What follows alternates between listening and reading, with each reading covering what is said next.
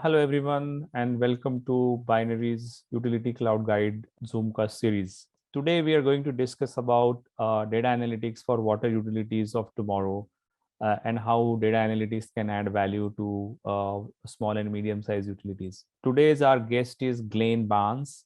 He's a founder and director of Water Finance Assistant. Glenn has worked directly with utilities, provided training to water professional, and is frequent presenter at regional and national conferences for past 15 years. Using data analytics to help utilities make smarter decision about rates, affordability, long-term planning, staffing, and emergency preparedness. These are his strengths.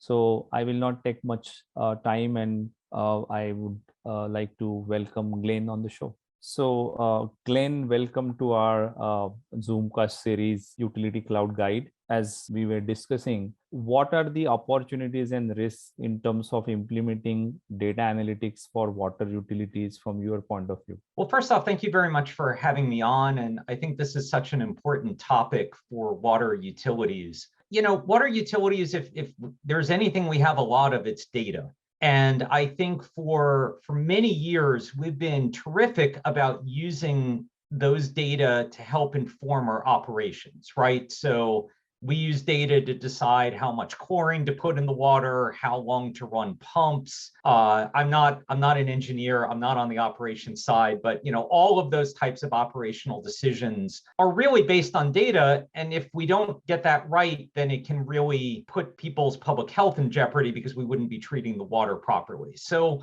this idea of using data to make good decisions is something that is not foreign to the water sector. But the work that I do with Water Finance Assistance is that we're really looking, as the name might imply, at the finance and management side of water. And this is where I think, even though we have just as much data as the operations side of the house does, we don't always use those data very effectively to make policy decisions. And that, I think, comes at the cost of financially for water utilities. So we don't always generate enough money.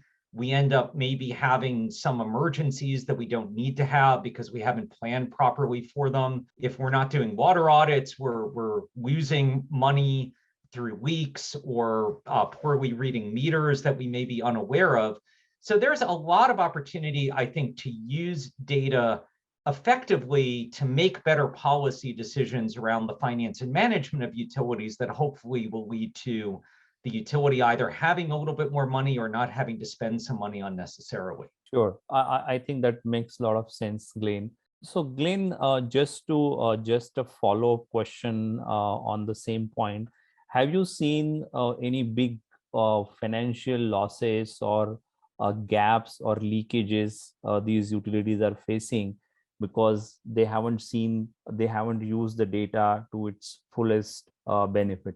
Yeah, I think that's certainly true. So I'll give you just a couple of examples of, more common data analyses we see in the water sector. So one is a water loss audit. So this is where, historically we looked at how much water do we treat at the plant and how much do we bill to customers, and we say, okay, the rest of that is water loss. Well, we've started in the last 10 plus years to refine that process using the AWWA methodology to say, well, some of that is maybe water leaking into the ground.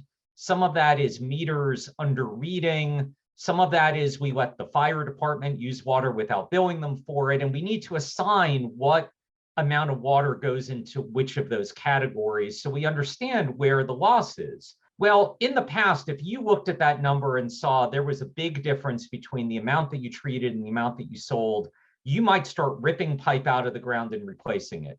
Well, now that we have the water audit methodology, the M36 methodology, we might actually find out that most of the problem is that our meters are old and they're not reading properly. So rather than spend a lot of money replacing pipe that was probably fine, we can now instead spend that money replacing meters, which will read more accurately and therefore get more revenue into the utility.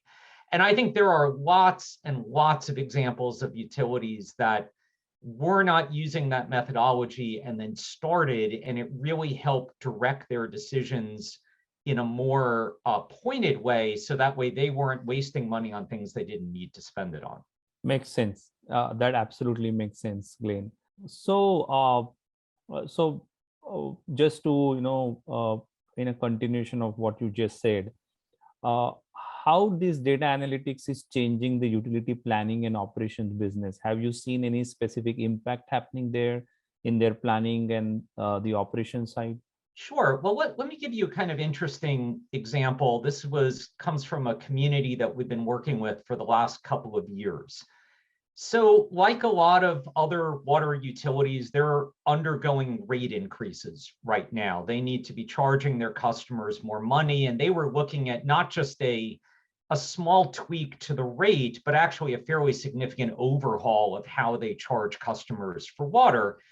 And not surprisingly, their board started to get a little bit nervous about whether customers could afford to pay for that particular bill that coming with the new rate structure. Now, the first place that data analytics has come into play here is that this utility had hired a consultant to do a cost of service study for them, to look at the number of customers, usage, operating costs, how all of that has changed over time. So their proposed rate was based on a lot of data. I think a lot of utilities are good at that. But then we were asked to help them answer this affordability question. And I think already we're seeing some really significant shifts in this important question that utilities are struggling with in the last 5 or 10 years, where some really smart people smarter than me, have come up with better ways of looking at the demographics of a community and trying to understand whether or not, based on those demographics, customers may have some trouble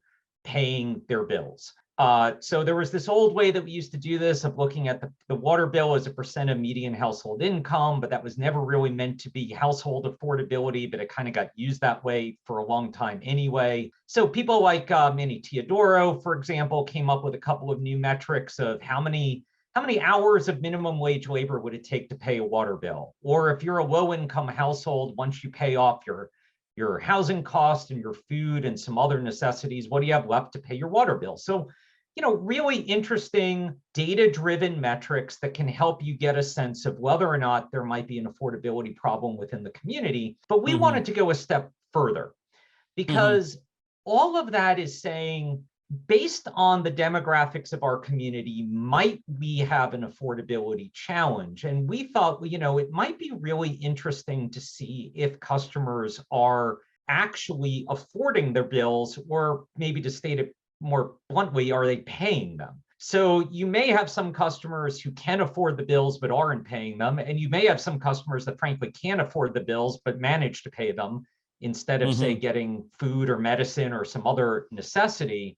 So it's not a perfect measure, but we decided to take that question of affordability and look at it a little bit more broadly and say, okay, what are all the reasons that somebody doesn't pay a bill? Well, yes, they may have a long-term affordability problem. They may have just a short-term affordability problem. A lot of households, like 35 to 40%, live paycheck to paycheck. So if their car breaks down, if they have to have a root canal or something like that, they may not be able to pay their bills this month, but normally they're okay and they'll be back on track soon enough.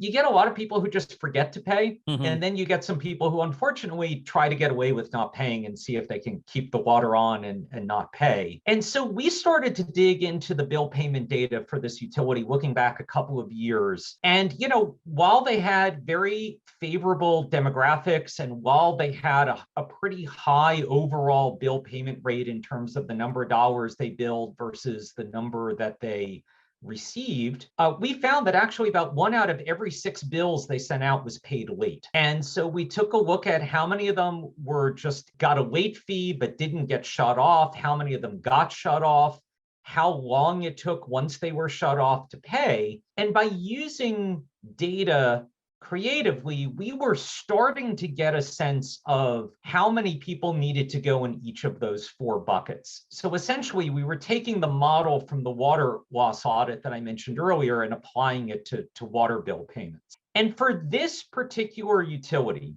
the biggest problem that they seem to have, by our analysis, was that people were forgetting to pay their bills. So most of the people who paid late got the late notice and within a day or two paid and never got to the point of getting shut off, which for them, I think was a 5 or 7 day window.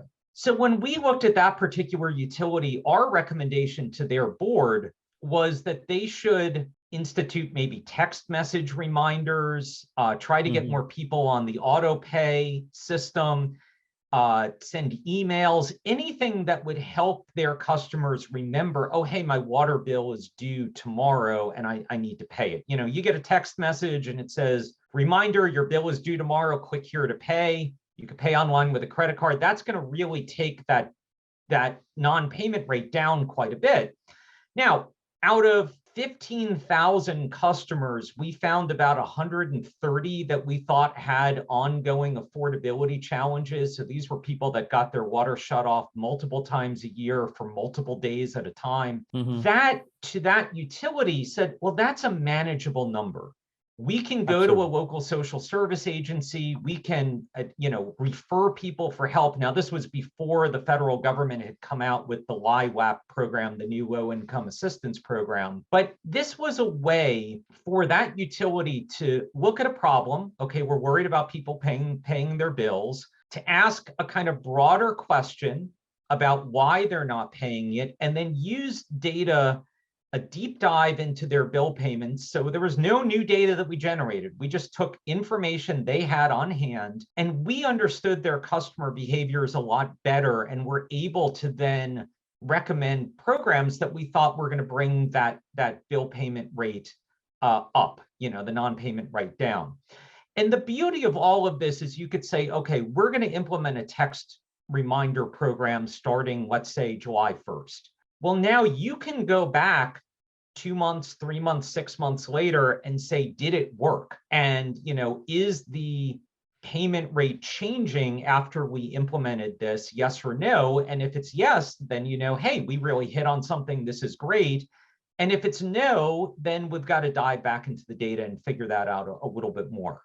So this is one small example from one utility, but I think it's really illustrative of how you can use data creatively, use data the utility has already generated to understand yourself better and to make better decisions. Absolutely. And have you measured the outcome of this, Glenn? Like what kind of payments they were able to collect in advance or whatever miss in terms of percentage? So we're in the process of doing that now. They are just implementing some of the recommendations. And so we're looking now ahead to the future of saying, okay, this is the marker from where we're starting. And now we're going to have to see how things change. Now, I will say when we did this analysis for them, it was right at the beginning of the COVID-19 pandemic. So the data we were looking at were pre-pandemic. Then, like many utilities, they implemented a shutoff moratorium.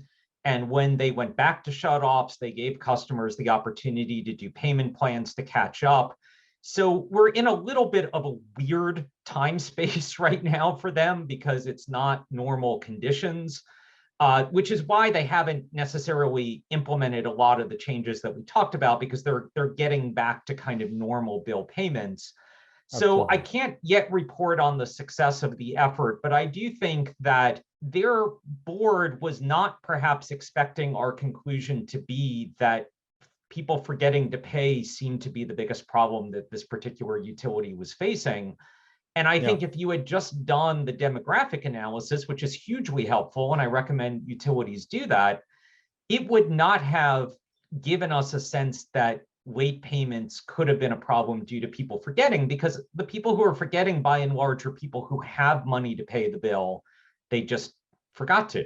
And that's something lots of people have done, myself included. I love that my utility has auto pay now because, 10, 15 years ago, it didn't. And we forgot to pay a bill. We went away on vacation. My now late mother-in-law was house sitting for us, and the water got shut off on her in the middle of her, kindness of staying in our house and watching our cat and everything while we were gone. So, I work in the sector, and even I've forgotten to pay a bill. It happens. So, we want to be able to use data really effectively to help utilities understand their customers a little bit better, understand their operations better, their finances better, and then to make decisions based on that. Because otherwise, I think two things happen. You either make a decision based on the way things have always been, which might be fine, but it might not be, or you make a decision based on the loudest voices of who shows up at the last board meeting to complain about stuff. And neither of those are really the best way to do it. We want to be a little more objective. Absolutely, absolutely. I think it makes a lot of sense, Glenn.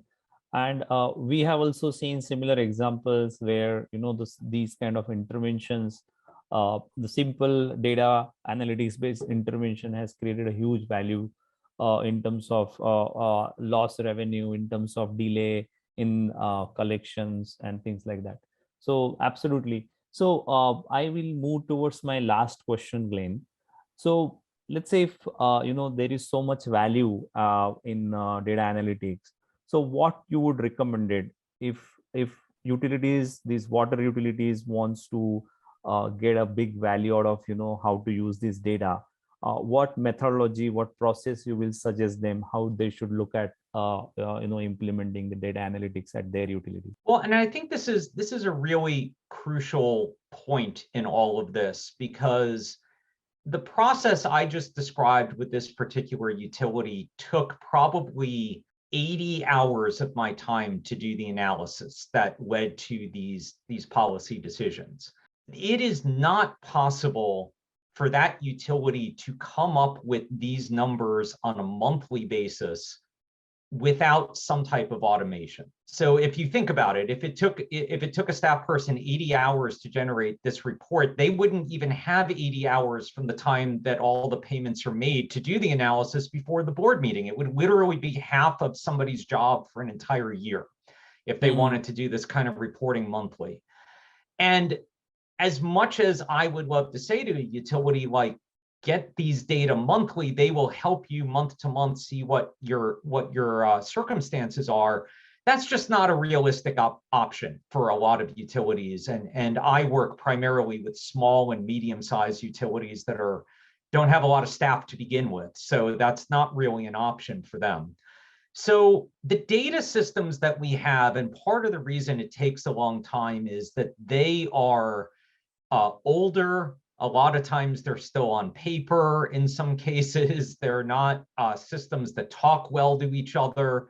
In this case, the payments database and the billing database were not the same. So one database showed what went out and one database showed what came in. The customer numbers on one had leading zeros, but not on the other, so they couldn't be easily matched up. So having a kind of cleaner data platform where you're able to generate some of these numbers automatically is really, really helpful.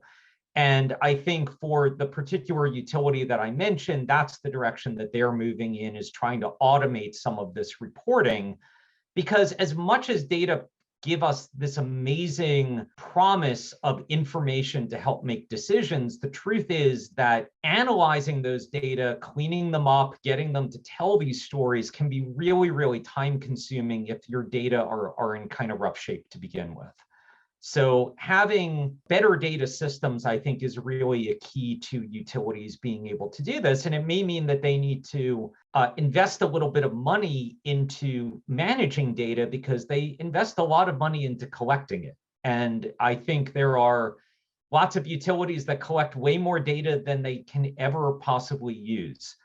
I remember this story. This isn't about water utilities, and it's likely not true either, I should mention, but it's a good story anyway, that one of the big companies that sells jeans, so I don't remember which company it was, but allegedly they had a record of every pair of jeans they had ever sold in their entire history, tens or hundreds of millions of records, and they had absolutely no idea what to do with the information. They just had it sitting there because it was just this huge unwieldy amount of data that didn't provide them any information because they couldn't use it.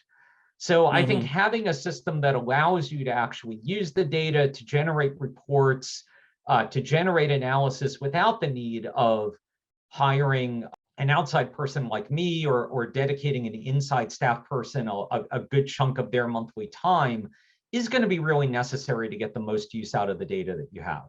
Absolutely, absolutely, Glenn. I think on the you are absolutely correct.